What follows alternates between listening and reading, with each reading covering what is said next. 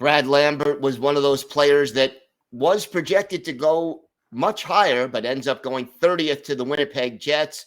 Gil Martin with Brandon Pillar here on Locked On NHL's coverage of the 2022 NHL Draft. Brandon, obviously a bit of a gamble. Lambert, one of those players who could have gone anywhere from the top 10 to the second round, but at 30, probably a pretty good gamble by the Winnipeg Jets.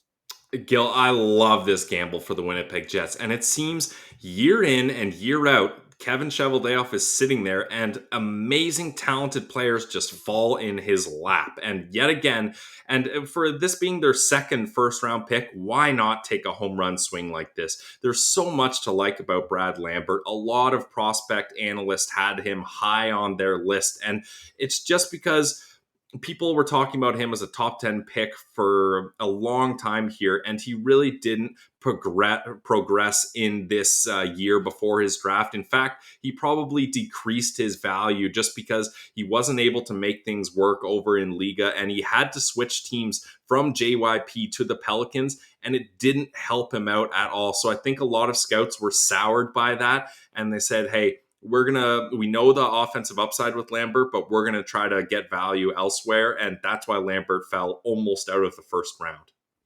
And yet you talk about that upside. What is his skill set? What does he bring offensively to the Winnipeg Jets? He is an incredible skater.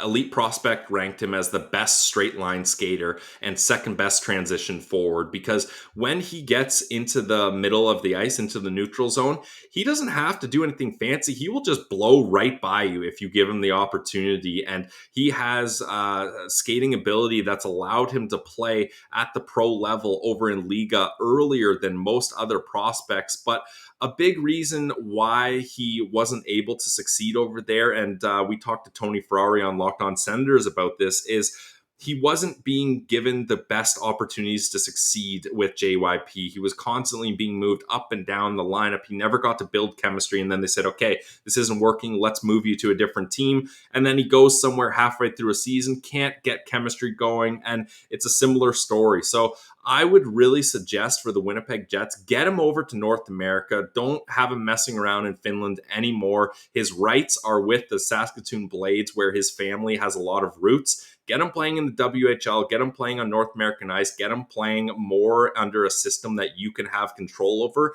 And I think the development path for this guy, he could really be a top 6 forward, and I wouldn't be surprised at all, because in small spurts, he shows flashes of brilliance. It's just about how can we get those to be more consistent, and how can we get you to get chemistry with your line mates so you can start developing properly. How concerned are you about the fact that he didn't progress this year? I think a big part of Lambert is the expectations were so high, and maybe then you start getting in your own head, you start gripping the stick a little bit tighter, and you're not just allowing yourself to play with the flow that a guy with the talent that Lambert has should be playing with. You're thinking maybe a little bit too much. So get him into a scenario where he already has a bunch of experience in pro hockey, so you know he has that experience. Let him really hone his skills in junior in the WHL, I would say. And I think Winnipeg is going to absolutely love this guy. Like, I cannot believe that the Winnipeg Jets get another talent like this late in the first round. Like, they're going to have some potential to really restock here when and if guys like Scheifele, Wheeler, and those guys end up moving out and a new wave of prospects move in. They've got the talent. Can they develop them properly? That's where we're going to see the real impact here. Well, it'll be interesting to watch. Brandon, thank you so much.